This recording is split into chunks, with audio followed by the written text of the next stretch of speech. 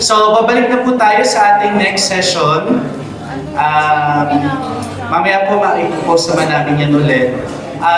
Next session will be something to do with aligning the commission work sa ating pastoral direction, artist pastoral thrust ng pastoral priorities ng Diocese of Parañaque. Okay, so binabalik ko po sa inyo ang ating butihing speaker for this morning, Father Tony.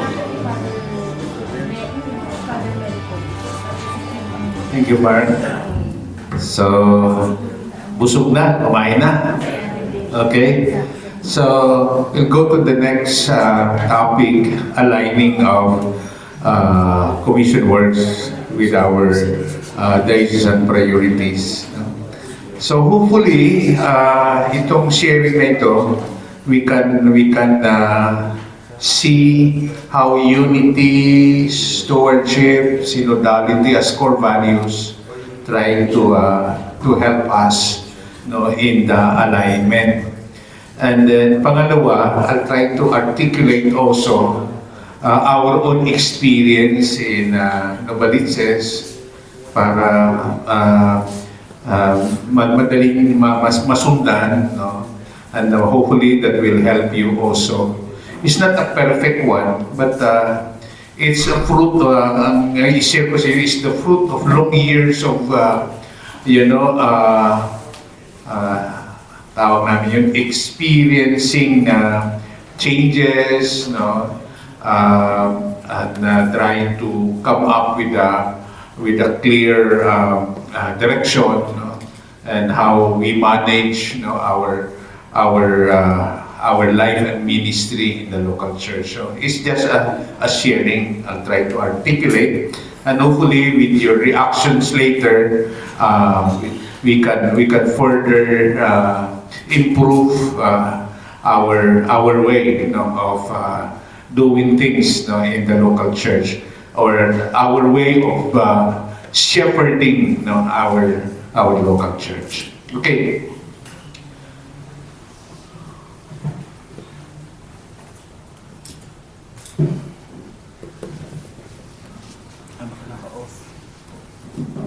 Okay na siya, pero hindi nag-move. Naka-on na. Naka-on na ba ito? Parang hindi pa Mark? Yan. Okay. Hindi ako sanay nito Okay. Sorry. Ayan. So, aligning commissions with diocesan priorities. So, there are 4 things here that we need to consider when we talk about alignment. It's also about how we manage our pastoral programs or our programs in the church. There are 4 areas there to consider. Doon ako iikot sa aking sharing. Okay, ang una, yung ating directions. Directions, trust, and priorities. Dapat malinaw yan. Mayroon naman kayo diba? Mayroon naman kayo yan. Tapos, pangalawa na area, pastoral programs. Alam ko may mga programs kayo. And then, pagtatlo, yung existing organizations and structures. How do you structure yourselves as a local church, as a diocese? Ano yung mga organizations ninyo? And then how the leadership and management is being handled? Ano yung decision-making process? Yan, madugo usapin yan sa simbahan because of, the long tradition, di ba? Na bishop, priest, lay, di ba, ganun? Okay? Maraming kwento dyan. Magagandang kwento. And you know why? Even in your organization, how you structure your organization, hierarchical din. Halimbawa, ano ba mga organization natin simbahan? CWL. Ang president dictates everything. Hindi na, di ba? Yeah, mayroon din eh, no? So, yung decision-making process is very important. Dito yan sa number 3. And then resources. How do we appropriate resources, no? Financial, material, human, and the rest. Okay. So, pastoral direction. Ano? So, dapat malinaw yung ating vision, mission. I heard that you have also vision for the last 20 years pa. 2006 pa ninyo ginawa. I think you need to think about it, parang revisiting. No? Revisiting. Kasi hindi matagal na yun, 20 years. Hindi matagal na. Revisiting lang, you don't have to have a new one. No? Baka adjustments lang, depende yan sa situation. You need to identify your priorities. Di ba? After 20 years, marami nang nagbago, di ba? Yeah, in terms of needs and concerns, issues of people, di ba? Marami na. No? Hindi lang tayo nagbago sa ating mga mukha, mga katawan, nagbago yung ating mga sitwasyon, di ba? Nagbago yung ating mga pangangailangan. So we need to have that. Kasi importante yan to unify us, and that will also dictate what kind of alignment we have to do. No? Okay? Pangtatlo, no? Pangalawa, yung programs, dapat malinaw yung mga programs natin. Okay? Pangtatlo, sabi ko nga structures and how are we organized and structured? How are our resources appropriated? I will share on that later.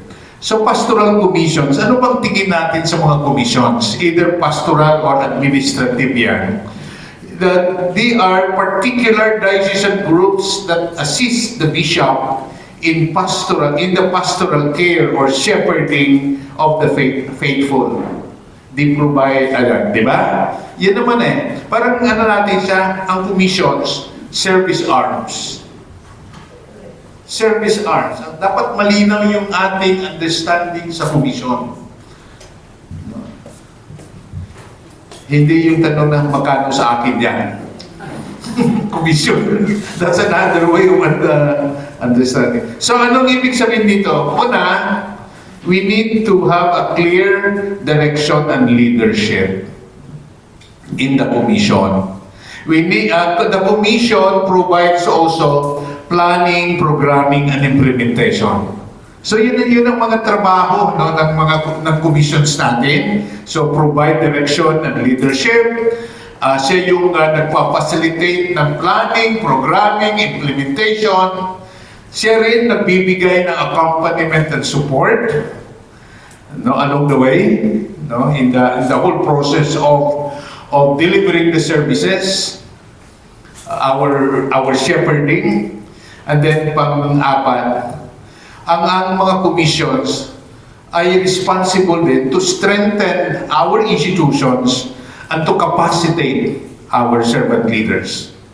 Trabaho ng yan, mga commissions. Either you are in the admin or pastoral. Oh, okay? So far, so good? Now, pastoral direction, no? Now, sharing ko na ito. In terms of vision, kami kasi, ang last namin na formulation ng vision, mission, at saka mga pag-identify ng priorities, 2005. So, mas tagal kami, di ba? But, di ba naalala nyo, nagkaroon ng synodal consultations? Di ba, ginawa rin yun, no? Natapos kami noon, parang summer of 2022. And then, ang ginawa namin, kasi sabi ko sa obispo, sabi ko dun sa Curia, sayang yung data na nakuha natin sa mga parokya. Di ba? By parish to parish yung consultation eh. So sabi ko, sayang yung data na itago lang. Can we use the data to revisit our vision mission. Kaya nagkaroon kami ng General Assembly noong September 22, 2022. DGPA 2. Ang first assembly namin, Daisen General Pastoral Assembly, 2005. Ito pangalawa. Kanyuman, mas mahaba yung sa amin kaysa inyo, di ba? 1 year ahead kami, no? So, alam nyo maganda, no? Ginamit talaga namin yung data na yan. Very rich data. So, and then after revisiting the vision mission, and then nagkaroon kami ng core values, dinagdag namin yung accountability and synodality. So, 6 na core values na. Discipleship in the community, servant leadership, stewardship, missionary, panglima, accountability, pang-anim, synodality. Dinagdag namin yun noong 2022. Tapos, nag-formulate kami ng 13 goals. Okay? Ito. Tingnan niyo ito how we structure it. Yung number 1 priority namin ay integral evangelization. Tapos, naglagay kami ng 5 goals. Tapos, itong goals na ito, binigay namin sa 5 commissions. Yung formation, diyan sa formation na kasama na yan, formation in faith, catechetical, biblical, and mission animation programs. Under sila sa formation commission. Tapos mayroon kaming commission sa family and life. And the director of family and life is a lay couple. Hindi na siya pare. Dandahan ng transition kami to the lay. Ang youth, vocations, and liturgy. Yan, these are mga commissions. Okay? So, nilagay ka agad namin, trabaho ninyo, integral evangelization. That's our first priority.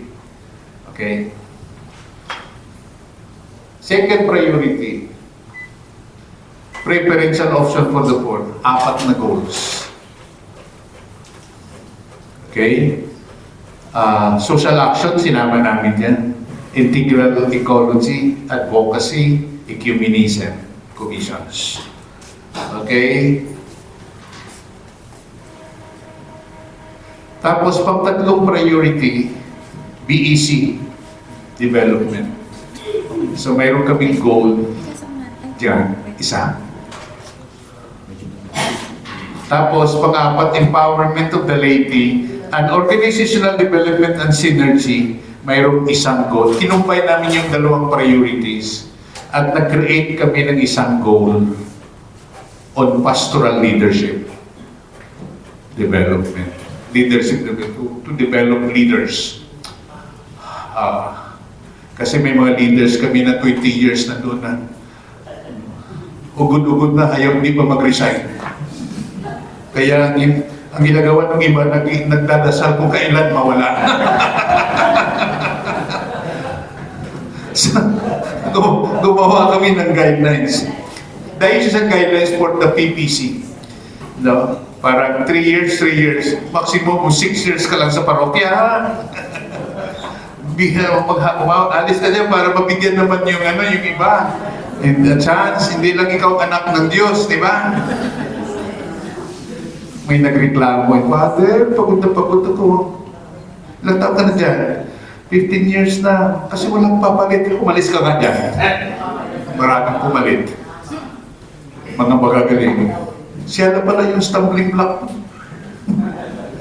Bato-bato sa langit. Okay. So, mayroon kaming established na programs.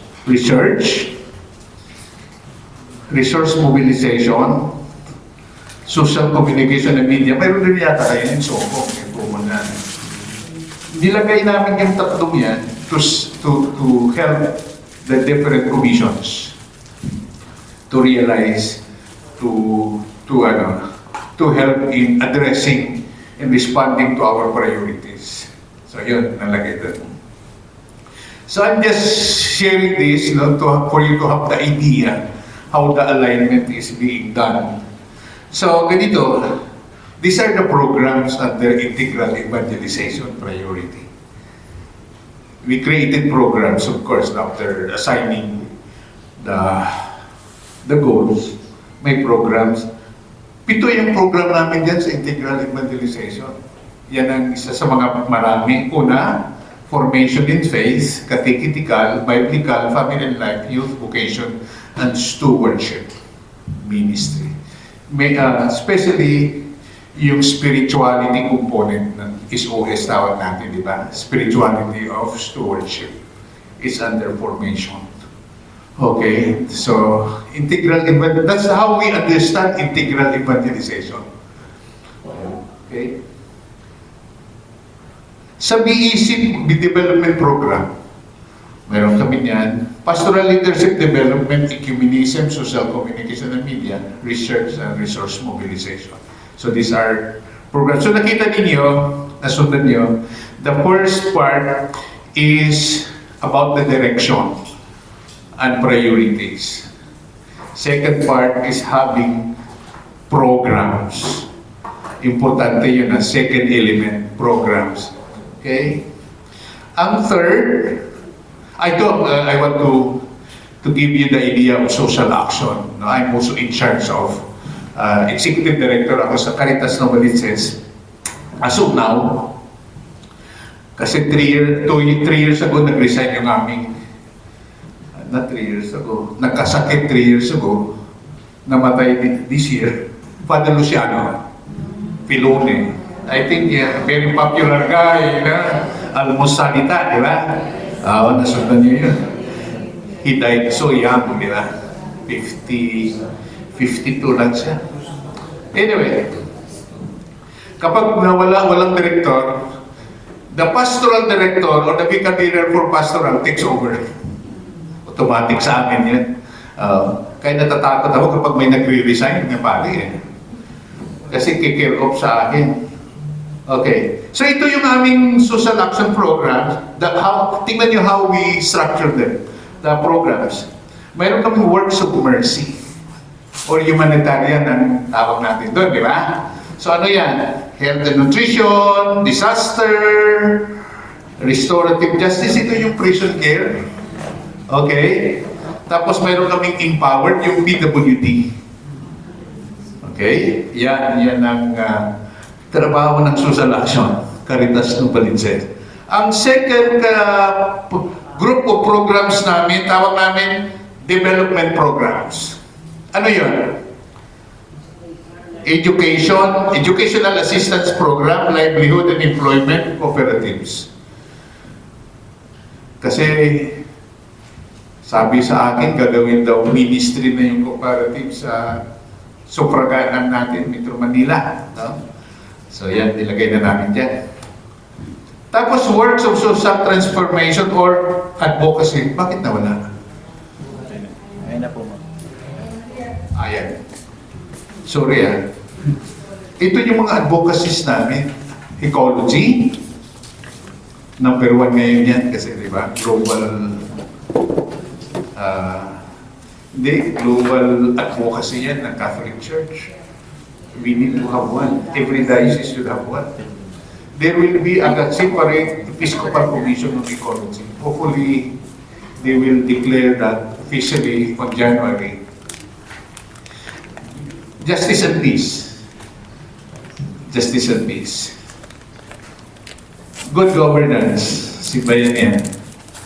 Tapos, social protection advocacies namin, 3 yan. Mayroon kaming PCCBA, ito yung pastoral care for children and vulnerable adults. Dito yung pumapasok yung ano. Gumawa na kami ng manual how to protect children and vulnerable adults. Ginawa yata yan na parang naging sample copy ng mga dioceses. 2 years ago, we produced the manual on safeguarding. Di ba? You have heard about safeguarding, no? Na ni-install ngayon yung program na yan sa lahat ng mga dioceses. Kami dadaan, kinakaskade sa parish level. especially servant leaders who handle children and vulnerable adults. Tapos yung labor ministry, kasi mayroon kaming ano doon areas na maraming factories. So mayroon kaming special ministry on labor, mayroon kaming labor center. Okay? So part of the advocacy programs, anti-human trafficking. So yan. Yan isa mga malaki naming programs. Pinakamagasto din. Na, okay? So yan, social action programs na. So whoever handles the social action program, ang laki ng social action programs. Ang laki. Pero ang maganda sa amin, bawat program na yun may paring in charge. So what I do is just call the meeting, parang facilitator lang ako dyan. Ang nagtatrabaho yung mga priest directors and the team. May team yan, down to the level of parish. I'll show you later. So ito yung organizations and structures na sabi ko yung third element. Importante sa alignment to. So, sa diocese ng Novaliches, I asked Monsignor also, may dalawa kaming vicars general. Yung isang vicar general namin, in charge of admin, chancery, personnel, finance, di ba? Ayan. Ano yun? Sa kay Monsignor Romy Reñada yan. Vicar General siya for administration. Ako naman, Vicar General for pastoral. So, dalawang department ang Novaliches. Well, mayroon kaming ibang pang mga departments na mayroon kaming judicial, mayroong Catholic education, iniwalay namin. So, yan, no? Pero major departments, dalawa. Admin and pastoral. Okay? So, if yan ang nangyari, dalawang vicars general, so, 9 people kami sa Curia. No, so, nandyan yung dalawang vicars general, chancellor, finance officer or economist, vicar for the clergy, no? Mayroon kaming in charge sa clergy, vicar for the clergy, sa schools, no? Sa schools, mayroon kaming tawag the dean of the vicars foreign, no? To represent the vicars foreign in the Curia. So yun ang ano namin. Tapos judicial vicar. So pangsiyam ang obispo. And we meet every first Thursday of the month. Every month yan. Kung hindi kami pwede sa first Thursday, we need to find another day. Basta mag-meeting kami sa isang mga. Kahit walang malinaw na agenda, we just meet. Yan ang aming policy, no? Maganda, okay? It's good to see each other around the room. Kumustahan, okay? Tapos, siguro para sa Curia to no? May board of consultors, no? Nagmi-meeting yan, depende sa need ng obispo. No? Diba? Mayroon kaming Presbyteral Council. Ang members niya, mga vicars foreign at mga commission directors.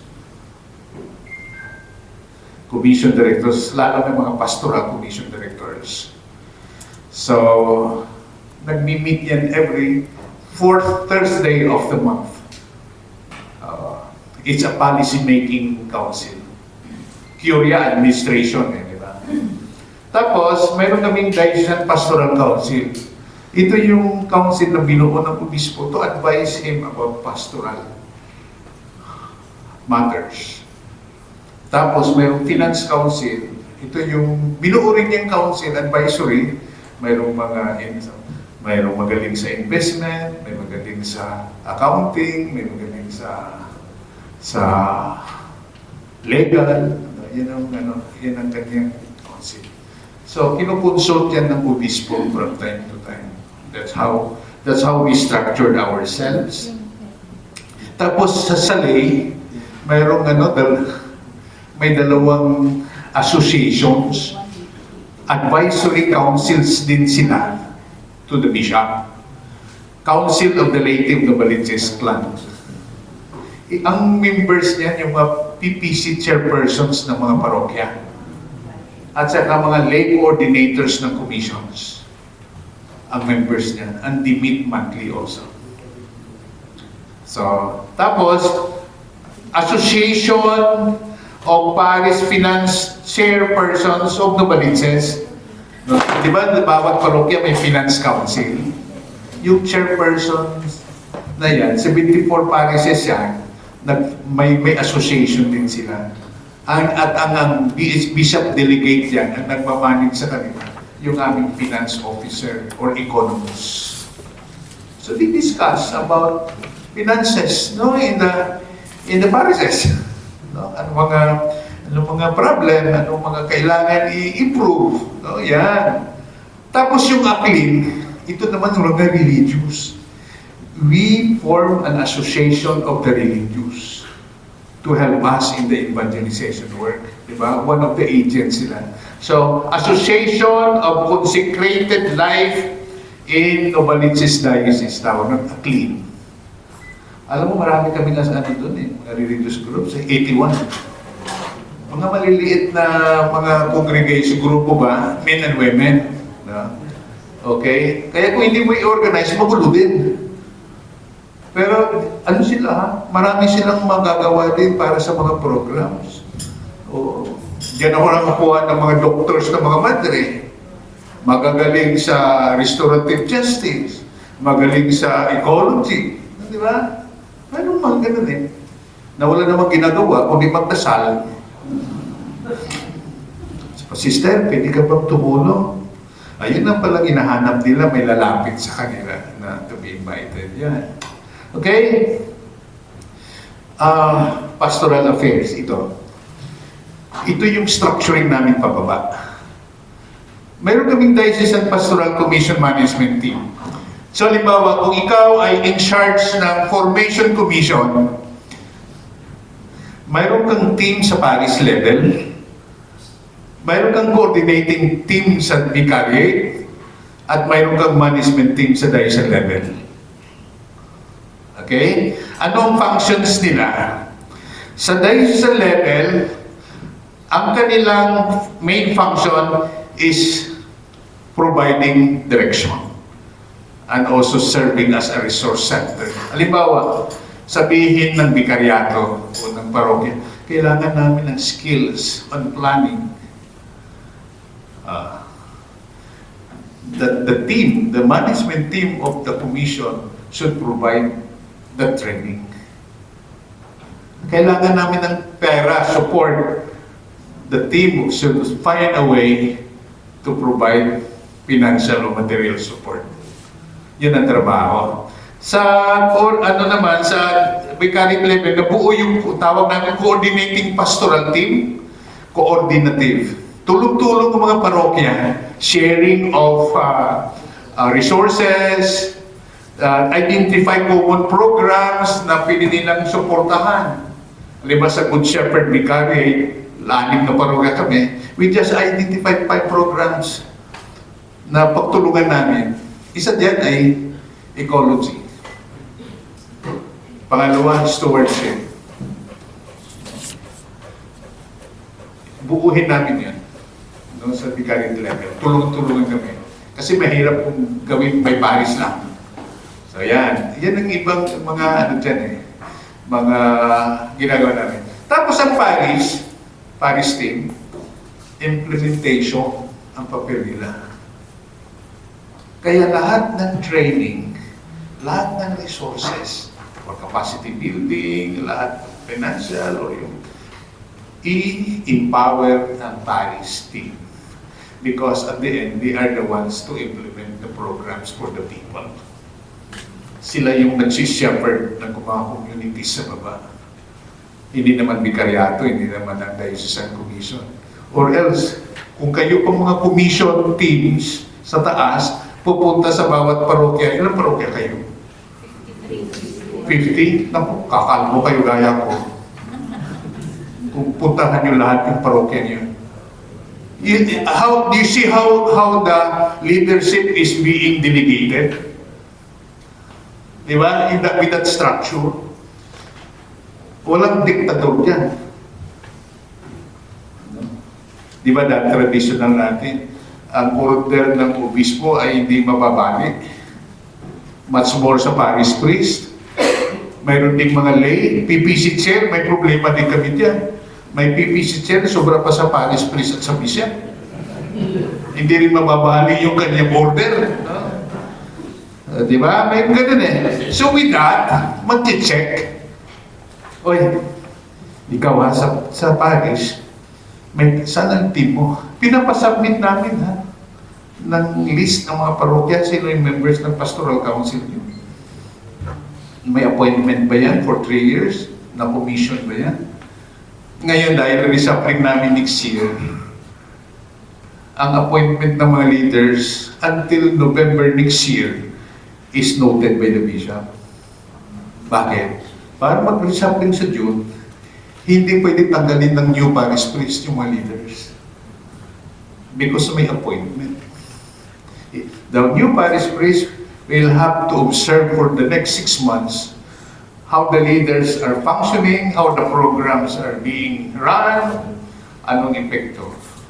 Kaya tawag namin yun, part of our managing the transition. Saka pangalawa, nag-identify kami 3 programs na dapat makita yan sa parokya kahit magpalitan pa ang parish priest. Ano yun?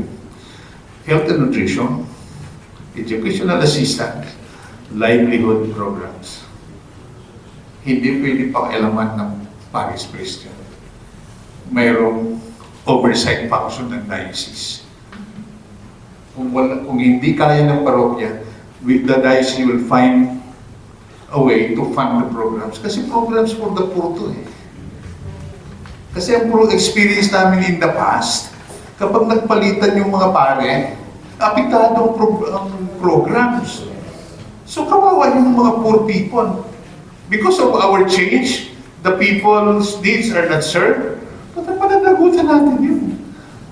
So we thought of declaring these programs to be programs of every parish. It's in the circular letter of the bishop.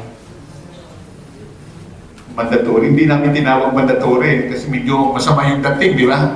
Basta it's really, these are the required programs for the poor. You can add, but ito yung tatlo na pwede. Na-discover namin yan after that, pandemic. Okay, so that's the flow of our leadership and management, no? Iyang mga tao dyan, binibilang namin yan, abot yan ng 180.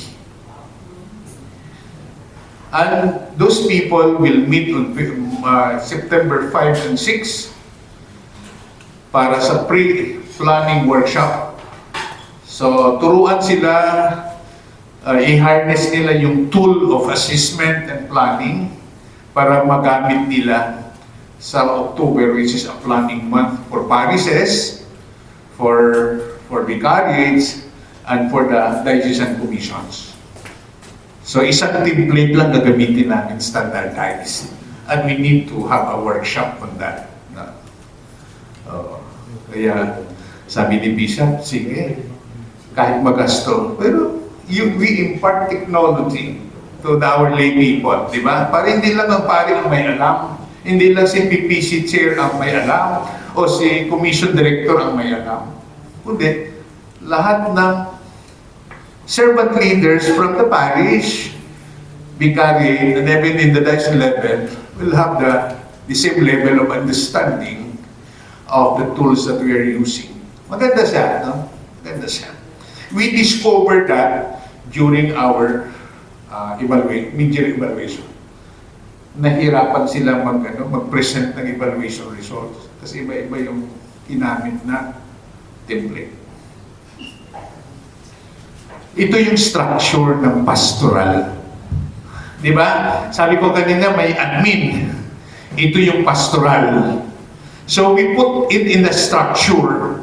Tawag namin Pastoral Program Coordinating and Development Council, PPCDC, that meets every second Thursday of the month. Sino ang ano dyan? Ito, tingnan muna natin. We clustered all our commissions into 5. Formation cluster. Ang anong nandyan sa cluster na yan? Formation, catechetical, biblical, and liturgy. Okay? Ang second cluster is social action cluster. Ano ang nandiyan commissions? Social Action Commission or Caritas Novaliches, Commission on Persons with Disability, and Ecumenism. Okay? Tapos, mayroon kaming Community and Leadership Cluster. Nandiyan yung Commission on BEC Development and Commission on Pastoral Leadership. Kasama din yung clan. Okay? Tapos, yung pang-apat na cluster, Family and Life Cluster. Anong nandiyan? Commission on Family and Life, Commission on Youth, at Commission on Vocation. Bakit kinalaster sila? They are related. Diba? Family, youth, mga anak, vocation, diba? Family is a seedbed of vocation. So, we put them together. We put them together. Tapos, stewardship cluster. Anong nandyan sa cluster na yan? Commission on Stewardship, Resource Mobilization, Partnership, and Networking. We build partners and networks for resources build up. Oo. Di ba? Oo. Tapos nakita niyo sa baba, vicariates, parishes, down the level DEC. Okay? Tapos dito sa taas, mayroon kaming PPCDC officers. Ang chairman niya, obispo. Ako, as Vicar General President, so I preside. Tapos, mayroon kaming Dean of the Vicars Foreign. Siya yung nandyan, of our Executive Committee. Mayroon kaming pastoral staff. No? Sabi ko sa inyo mamaya kung ilang aming pastoral staff. Tapos kabila, working committees, research, and so on. So may executive committee dyan. So ang members niyan ay Vicars Foreign, and there are 12. 12 vicariates kami. Hindi, sa PPCDC. Tapos, commission directors. Commission directors. We have 13 commissions. So, 25. Okay, 25. Tapos, mayroon kaming mga special programs na pinapa-attend namin yung mga priest directors. So, usually, mag-meet kami niya mga around 30 to 35 people every second Thursday of the month. Okay? So, malapit na. So, ito pastoral commissions aligning with the Asian priorities. Ganito ginawa namin. Sa integral evangelization priority, yung dalawang cluster, formation and family and life clusters, sila yung tututok sa priority ng integral evangelization. Sa preferential option for the poor, second priority namin, ang tututok yan, social action cluster and stewardship clusters. Bakit lagay yung stewardship? Because of resources. Tapos, building, developing, and nurturing BECs, third priority yan. So, ang tututok niyan, community and leadership cluster. Sa empowerment of the laity, the same, kasi inisa namin yan.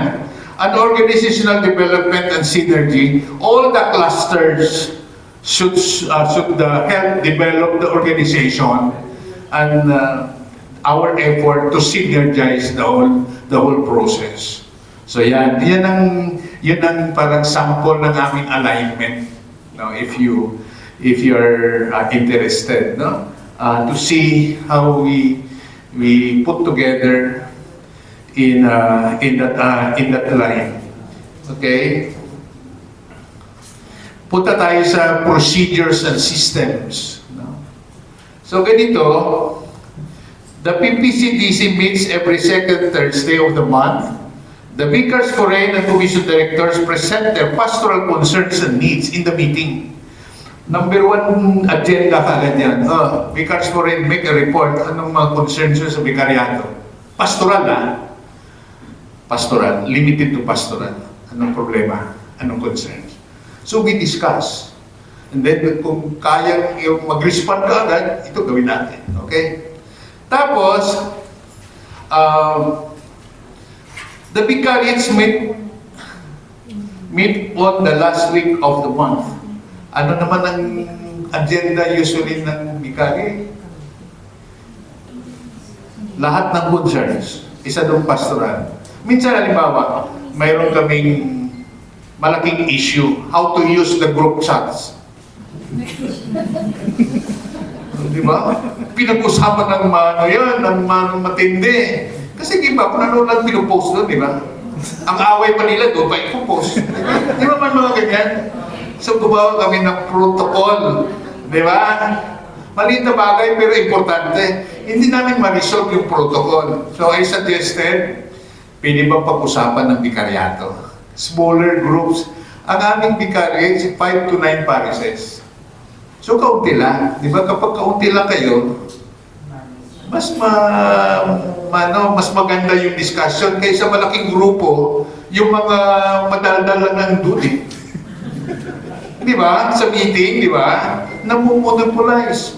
Yung iba hindi na makapagsalita. Pero kung sa maliit na grupo, di ba, mas maganda. Okay, everybody talks. Yun din yung problema mo. Everybody talks. Okay? Tapos, every January, the Curia meets for annual planning and calendaring of activities. Ano yan? Parang naging, namin, habit. Usually, it's either first or second week of January. No? We go to Tagaytay sa aming retreat house. We spend the whole week. Kami lang, siyam. Mag-uusap.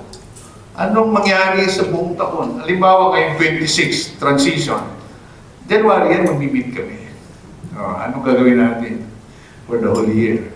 These are the things that come out from our pastoral plans. Okay?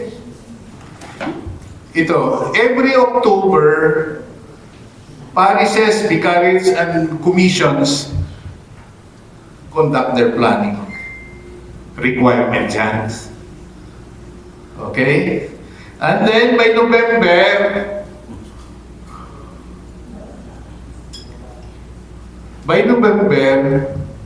the whole month yan, walang gagawin ang obispo, kundi umupo. Hindi nyo makuha yung schedule niya basta November. Because each parish will present ang kanilang pastoral plan and budget. So ang upo niya, dalawang vicars, general, economist, na mag-invite pa kami ng accountant. Ako more of pastoral programs. Siyempre, money budget, mayroong dapat expert yun. Every month yan. Every November yan. Mag-present ang parokya ng plan at budget. Parokya.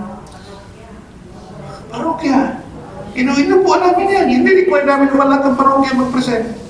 Hindi pwedeng wala. Oo. Kasi nung panahon ni Bishop Tobias, retire na siya ngayon, di ba?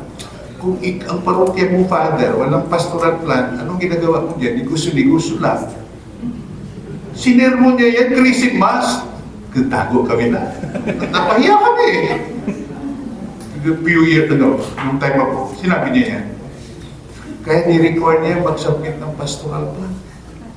So, ang responsibility naman namin sa PPCDC to provide the tool for the priest and for the parish team, no? Para marunong naman sila magawa ng plan at magawa ng budget. Yan ang sinasabi ko yung madugo. Kasi hindi sanay ang mga pari dito. Father, hindi sanay mga pari dito, Monsi, ha? Hindi sanay. Oo. Subukan mo, Monsi. Ako, babagsakan ka ng kuwan. Hindi lang pasbook. Sana hindi, bagsak. Parishes, vicaries, and commissions submit quarterly report and conduct the mid-year and year-end assessments. Halimbawa, parishes, may sila. Di ba ang plan nila ay nagkaroon ng milestoning di ba? First quarter, ito yung i-achieve nila. Second quarter ito, third quarter. So, ang ginagawa, yung first quarter report, pag-usapan ng bikaryato, hindi na nila muna i-submit sa diocese. Second quarter, plus yung first quarter, yun ang present nila sa mid-year evaluation. That's when the bishop sits down. At titingnan niya ano yung na-accomplish ba yung plan. Matyaga yung aming obispo doon, kumupo. Ngayon si Bishop Ruby, kasi siya engineer. Engineer si Bishop Ruby di ba? Mechanical engineer, pansin, di ba?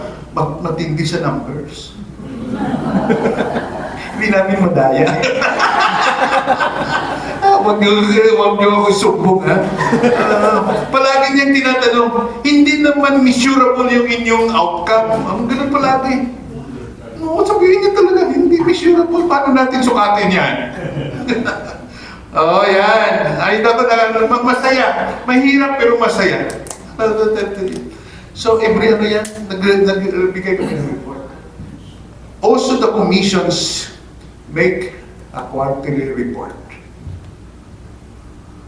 Kung hindi sila, meron pa kaming guideline. Kung hindi sila makapag-report, hindi makaligdid, wala silang pera. Kasi kung bakit, ganito yung sitwasyon namin. Pastoral lang to, ha? Sa pastoral program, under me, pastoral programs, I have 20 people, full-time staff. Can you imagine how much we spend for that? Sweldo. Now, I'll give you the budget for all pastoral programs of the diocese for 2025. Niround off ko na lang, 35 million and 500,000 for the whole budget for pastoral lang yan, ha? Pastoral lang yan. So, sweldo, mga sweldo, mga programs, sa baba, hanggang baba na yan, training, formation, services, Okay. Tapos, note, ito yung source namin. The Balik Handog Fund is appropriated for the programs for the poor. Kaya we follow up each parish ng kanilang balik handog. Pinapareport namin ang balik handog. Ina-announce sa misa yun. How much people give for the programs. Maganda. People know. Kaya, di become also generous. Pupunta pala itong pera nito sa services. Pangalawa, the resource mobilization team continues to build up partners and networks. So, talaga kami, nakipag-partner kami sa mga foundations, lalo ng social action, Caritas. Ang maganda ngayon kasi we are registered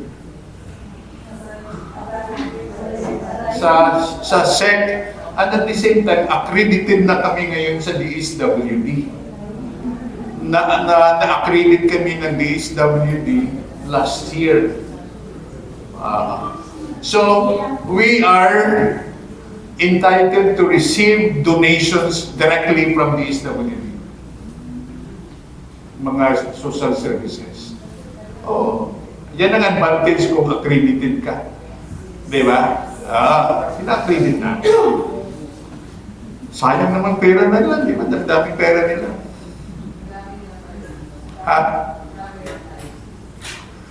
Mayaman kasi kayo Kami, wala kaming pera Wala kaming pera talaga. So summary ha, summarize ko na ito. Ito yung picture niyan, how we try to work together. Okay? How to work together. So it's showing our unity, stewardship, synodality, no? In the alignment. Ito na yung parang picture ng alignment in a capsule. I will explain. Itong PPCDC, yung council, Coordinating and Development Council ng Pastoral Programs, siya yung nag-provide ng direction ng leadership. Kita niya? Tapos ito yung ating BEC Paris Diocese, ito yung ating the so-called beneficiary. Di ba? Bakit tayo nag-shepherd? Saan pupunta yan? Di ba? We shepherd our community. So, ang community natin, 3 levels man yan. BEC, Paris, Vicariate, Diocese. No? As a whole. So, yan. Ano yung in-between? Ginawa, sa gitna, BEC Development Commission, ang trabaho talaga ng commission na yan sa BEC is to organize communities. Develop BEC leaders. Yan lang trabaho. So, i-organize niya ang BEC. Hopefully, matulungan niya ang parokya. And in the end, matulungan ang buong diocese. Kasi ang BEC is our pastoral trust. Ano itong sa taas? Nandiyan yung pastoral commissions or ministry teams. No? Ano sila? Service arms. Kung ano yung kailangan ng parokya, kailangan ng mga communities in the area, yun ang purpose why we have commissions. Commissions, no, lost the reason to exist if they do not help shepherd the community. Bakit nandiyan ka? Anong dahilan? Bakit may komisyon? We always ask that. Kasi may tendency ang tao sa simbahan, create ng programs. Then after creating, saan natin ito dalhin? Ito naman, we respond to the needs. Ano bang need ng mga parokya? Anong need ng mga smaller communities natin? We respond. The commissions are there as service arms of the diocese. Mga instrumento siya ng shepherding. Okay? Tapos, yung sa baba, ito. Magmadugo din ito, ha? Yung mga organizations natin. May espada. Ano yun? Binibiro ko yan sila. Sino magkaaway natin? So, di ba, the reason to exist before, di ba, to fight against masonry. Di ba? Then, minsan, wala na yung kaaway, nag-bring espada. Di ba? So, anong tingin natin? PCM2, Second Plenary Council of Manila. Ang tawag nila dito, ang mga church organizations and movements are additional task forces of the commissions. Alam mo, I'll give you the example. Ang Couples for Christ, kung gusto nila magtrabaho sa Novaliches, they have to coordinate with family and life. Ang instruction sa kanila, they have to help implement the programs of family life of the diocese. They should not create their own programs and go directly to the parishes. Ang problema pa doon, kapag nagbuo sila sa parokya ng cell, kinukuha nila yung mga leaders natin dahil kung saan. Hindi sila nakakatulong. So we made a guideline on that regard. So that's the example here. Kaya maganda yung Couples for Christ namin, they're really additional forces or people, servant leaders, so na natin na-deliver yung family and life services. Di ba? So that's how we put there the picture. Okay? The rest, mga definitions na lang yan. Okay? Mga roles.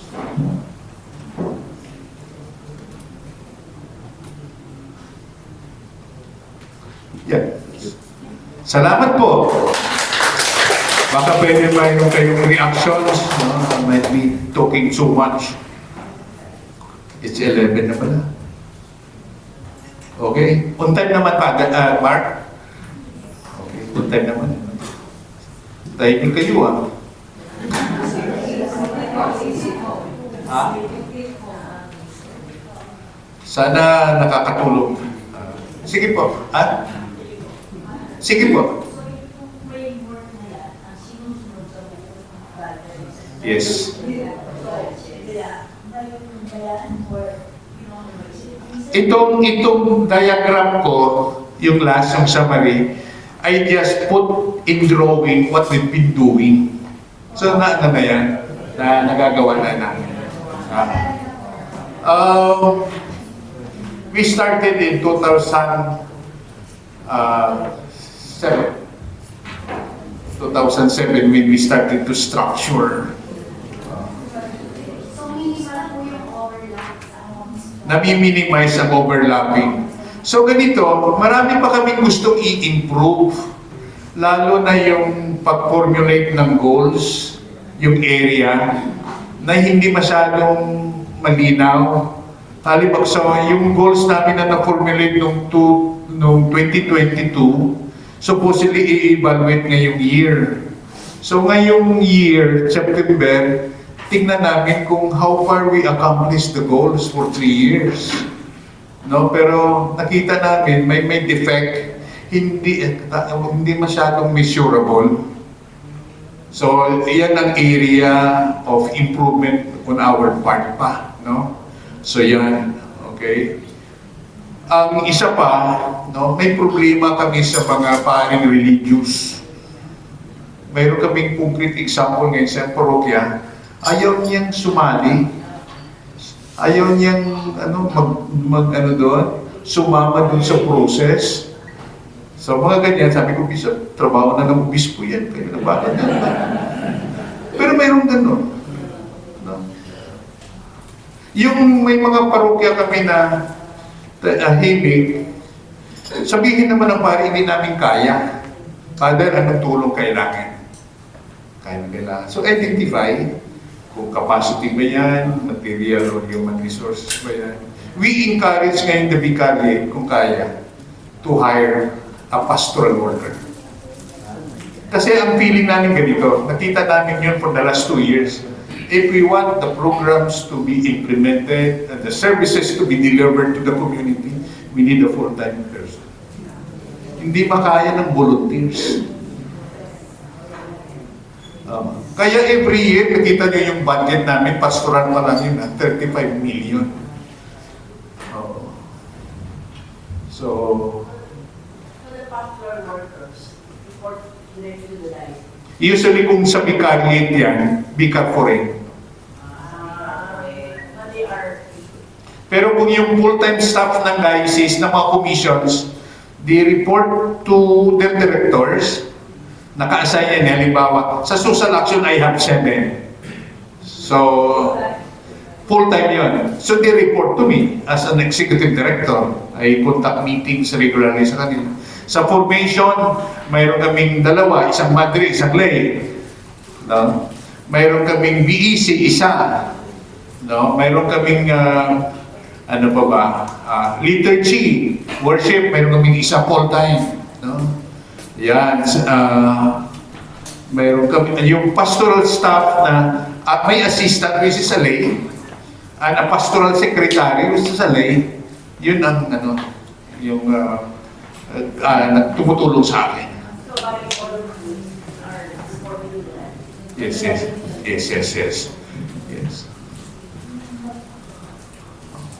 So maganda naman kasi di ba may mga regular meetings kami na represented naman lahat. Presbyteral, nandun Vicars Foreign, admin yan nandun yung mga commission directors, tapos mayroong Presbyterium, the whole clergy, Sa pastoral naman, mayroon kaming PPCDC, regular meeting na yan, nandun vicars po rin, nandun yung commission directors, mga ministry coordinators. So, ganun na ganun.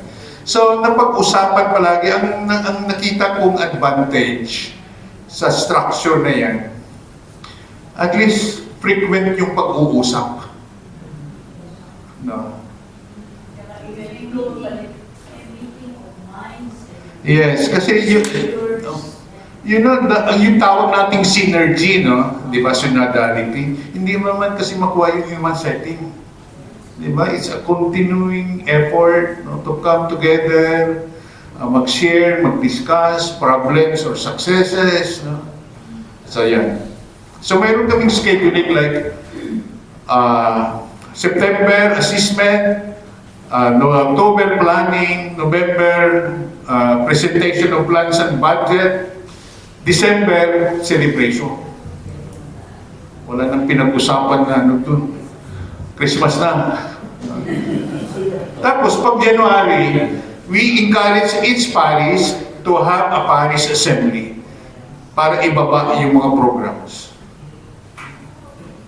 Yan. Tapos ako, kung libre ako, I attend to the assembly, or else I send some staff to help in the assembly. Maganda yung mag-assembly din para yung mga tao sa baba nakakalam na mayroon palang programs. And then they can contribute to the so that's how we experience it. Sige po, kuya. Father, natin ko bang malaman na ang ginagawa ninyo sa diocese ng Novaliches yung tungkol po sa pagpapalaganap ng spiritual faith ng ating pagiging katoliko. Ito po ay issue sa mga katikista. Sa amin pong pag-alugar sa mga paaralan, mga public schools, ilalamang na ng mga ibang sekta. Kasi mga kapatid nating katikista, nakita ko lang talaga they are not well-funded. They're not given remunerated or compensated. Ano po ba ang inyong sitwasyon doon sa mga full-time katikista at mga volunteers? Okay, ganito. Dalawa yung klaseng katikista mayroon kami. Meron kaming full-time catechists. Around 94. Kaya malaking gasto yun. Pangalawa, we have the volunteer catechists. So, may regular formation yan. After 2 years, no, tinatry na sila to teach sa mga public schools. Pero ganito yung situation, I agree, no? Sobrang dami talaga mga estudyante sa public schools. Halimbawa, give you the figure, Barangay Fairview alone, there are 3 public schools, around 10,700 children yan. I have only 2 full-time catechists na sinisurduhan ng diocese yan. Kasi yung mga full-time catechists, dinideploy sa mga parokya. Tapos, we rely on developing volunteer catechists. Pero kahit I have 13 volunteers, pero hindi pa rin kaya. Tapos, the last meeting, 2 months ago, isang parokya nagsabi, mayroon kaming public school, wala kaming katekista. So, hindi talaga maano. So, ngayon, nag-iisip kami, no, ito parang concept level, na sinasuggest din ng obispo, can we identify Catholic teachers in public schools? Kasi mayroong nag-suggest from the public schools, bigay na lang sa amin yung module, Father. Kasi ang problema, kahit may katekista tayo, yung time ba, slot na binibigay, hindi talaga conducive. Di ba? Tapos, minsan, the last hour. Minsan, noon time. Di mga bata, uneasy na, di ba? Wala. So, inag-isipan namin ngayon yan. Now, we will reach out to public school teachers, yung mga katolikong teachers natin. Magbe-brainstorm muna kami kung anong magandang gagawin. Kahit maturuan man ng mga bata ng good manners. Not really the doctrinal, di ba? More catechetical. Magsimula muna tayo dun sa moral, So mayroon kaming pag-iisip, ako ay agree. Yun ang isang problema natin, no, reaching out, no, to the public schools. Ngayon, may alternative kami sa diocese. Mayroon kaming tawag community-based catechism sa mga chapels. Pinopromote namin yan sa mga parokya. Pero, nagsisimula pa lang. We don't know yet, no, ano yung impact. No? Bago pa lang yun. Yun nga, I was about to mention that. Kasi especially na basic communities, madalas malakas din yung participation ng ibang party. Kasi, we were talking with the class, so kasagin namin. We also have to look into the adults. Kasi kung adult, kung mga bata, kung ano man, parang super support sa parents, ang bilang bata. Yung looking at it, no, in a holistic way, ang catechesis naman natin dapat may children, may youth, may adults, di ba? Yun naman talaga eh, no? Pero hindi natin, di ba? Ako personally, hindi pa namin ma-imagine how we will respond to the big need, no, of that. So baka isipan natin. Baka basic catechism na. There are a lot of reasons to basic. The mga mothers can ask. Kami maraming mga madre, but they have also other concerns, eh, no? Oo. Hirap kami makuha ng mga madre, maging mayroong makuha dyan, 1 or 2. Think about that, ha? Baka mayroong kayong magandang ideas tungkol dyan. Share with us. Father, sa amin naman, ang hirap kasi ang mga principal ng mga schools. Hindi makapag-penetrate ang mga Yeah. Yan ang naging Yeah. problema. Okay. Yan, eh. So, these are some problems, no? INC, born again, no? Mga ganun, no? So, these are realities that we have to face. Kuya. Ito po kasi malaking hamon. Kukunti lang ang mga padre. Kukunti ang gusto magpare. So dapat, kung alay ko sa kanila, sa ating kakayahan, alagaan naman natin yung pamintain at hindi na mabawasan ng katoliko. And this is a two-cross approach. No? Yung ating kaalaman sa ating yung ating practices kung ginagawang pagkilos ngayon sa pamamagitan ng pagtuturo pananampalataya sa ating misa, sa ating mga pare. Dapat nagdagan naman ng suporta sa mga laiko.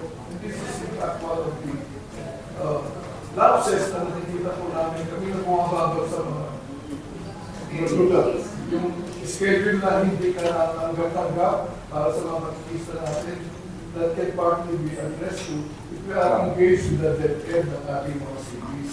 They welcome us. In fact, kahit na born again ng mga teacher, kung alam ng mga bata ay walang GMRC, that's why we call us. So maybe that's one area that you can talk about in details. No, if that's the reality that you are in, no, in Parañaque Diocese, how will you address, no, that, no, Catholic education, no, Catholic education to our parishioners, no, not only children, but especially their parents and the young, no. Mayroon kami ngayon na initiative na tawag, kasi nag-organize kami ng Citizens Empowerment for National Transformation that is handled by Simbayanan Good Governance. Four elements. Tawag namin yung consultations, conversation with spirit by sector.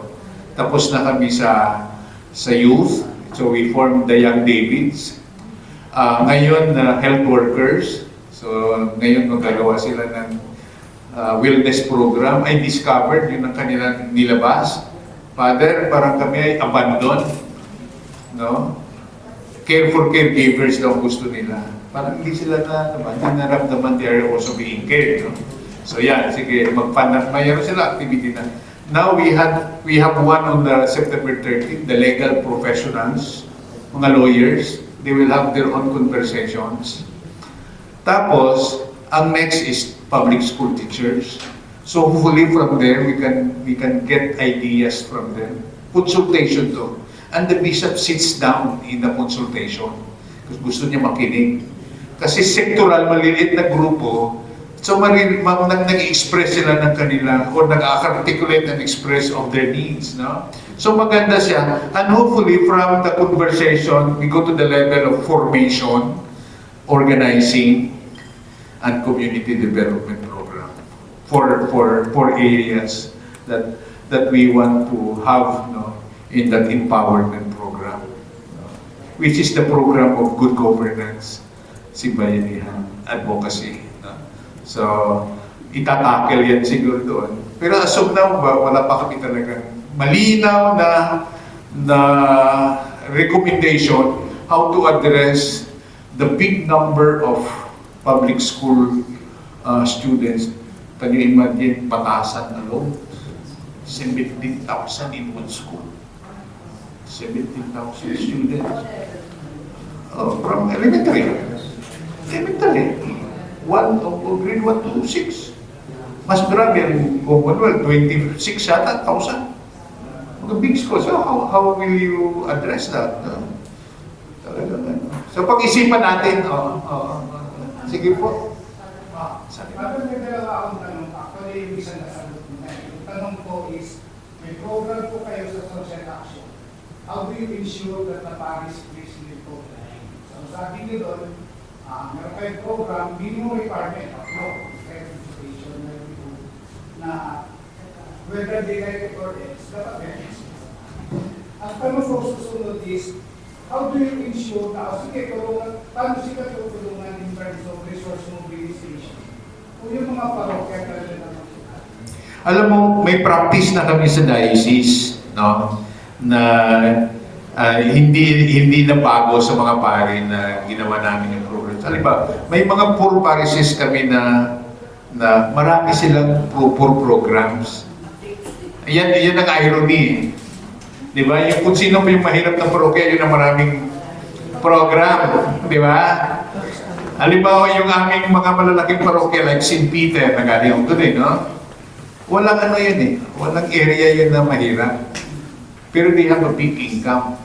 Di ba? So yan, no? What we're doing ganito, we subsidize the poorer parishes. Binibigyan namin sila ng certain amount. Father, tulong yan ng diocese para sa mga programa niyo.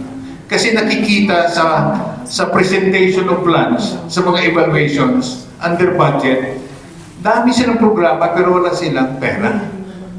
So, what the diocese is doing, nagsasubsidize. Tapos, mayroon kami ngayon, bago lang to, kinakausap ko yung mga malaking parokya. Tulungan naman ninyo yung mga mahirap na parokya within your vicariate. Nag-uusap-usap sila. Hindi naman pwedeng i-impose eh. Ayun, hindi uobra yan na i-impose. Kung kami ay lumabas ng circular, deciding to have 3 programs in every parish, no? Consensus namin yan. Eh, alam ng mga pari na. So, sabihin ng pari na, ay naku, hindi namin kaya to sustain the program. That's where the diocese comes in. Yun ang papel ng malaking role ko, no? To facilitate that. Sige po. Dahil sa amin, no? Salamat sa ating people. Yaman yun, no? So, program sila, 10 bata, scholar. Kaya salamat sa Okay. Okay. Mga ganyan, sharing of resources, di ba? Sharing of the resources. Ganun tayo. Sige po.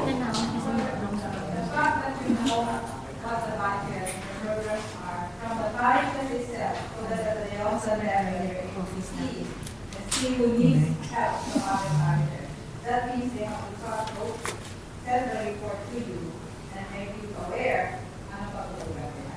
Which I think is one of the areas to go. By the way, yung Paris budgeting namin, dalawa yun eh. Merong, di ba, may pastoral plan ng budget. Iba rin yung pinipresent ng mga parish priest with their PPC chair and finance chair, yung kanilang operations budget. Halimbawa, magkano bang, may formula kami to come up with the projected budget for 2026 halimbawa. Kung ano yung income mo ng 2024 plus your income 2025, divide by 2. And then mag-increase ka lang ng siguro ng 5%. So, January, yan ang ipopropose mong projected income. Ganon din sa expenses. Halimbawa, electricity, or salary, or food. So, i-average mo, propose mo yan. Then at the end, tignan mo kung anong itsura. We don't accept budget proposal na on the red. Kasi that is not a good budget. So, in-adjustin ng mga pare yan. Yun ang kanilang susundan for the year. So, the bookkeeper, the accountant, will tell the parish priest, Father, nag-exceed na tayo dito sa area nito. Dahil, pag corporate parish priest, alam ba ako, sobrang kong busy, kailangan ko yung ganung advice. Father, di ba kinagasto natin dito? So, sabi ko, adjust natin. So, mayroon kaming ganung presentation. Hindi lang pastoral plan and pastoral budget, but also the operations namin for the year. So, magkano ang stall fees, Sunday collections, weekly collections, stall fees, di ba yung mga, kapag gumagamit yung pari ng stallan, may fees. Sabi na sa akin sabi na isa sa akin, stall fees o stolen fees? Loko-loko rin di ba? Tapos, di ba, yung balikando, mga donations, nakalagay lahat yun, nakalagay. Yun ang ganun. Mayroon kaming training dyan sa mga pare. Ngayon parang na-perfect na namin, every year, parang part of the system na. Now, parang madali na namin mag-come up ng budget. We have the accountant naman sa parokya, di ba? Kami, inu-audit kami every year.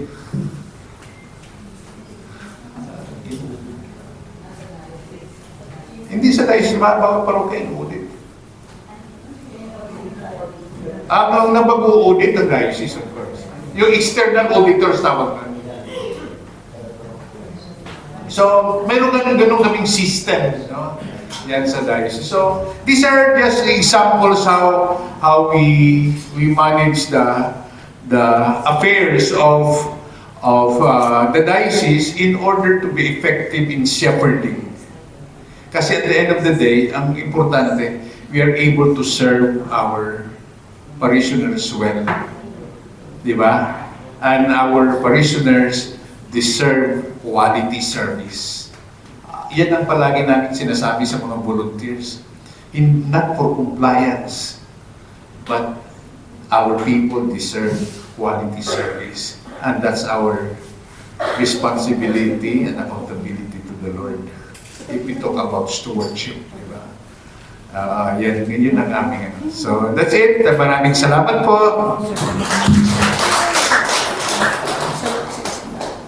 Ayan, nabusog ba?